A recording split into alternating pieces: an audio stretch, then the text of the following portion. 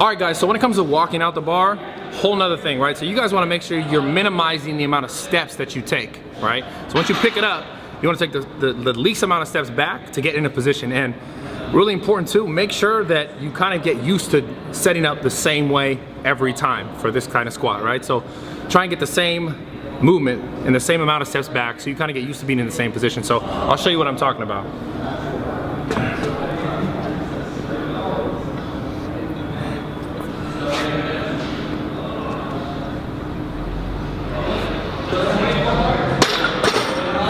Right, so the weight for me is a little light, so it's easy for me to take bigger steps. But something you guys really want to avoid when the weight gets heavier, I see a lot of people will grab the weight like this.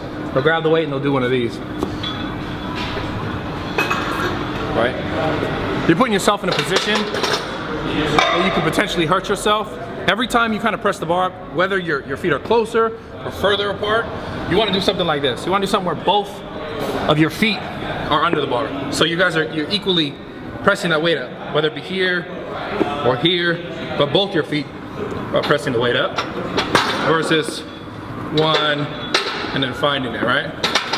So be even, straight up, walk back, right? So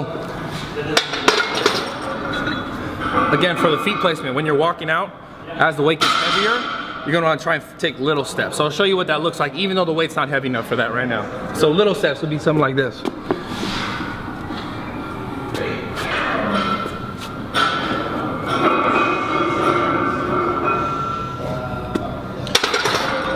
So that's when the weight is heavier, because you want to reduce the amount of time that your feet are off the ground. The weight's going to be heavier, and you have more likely a chance to mess up, right? So you want to keep the time small in between steps, almost like shuffles.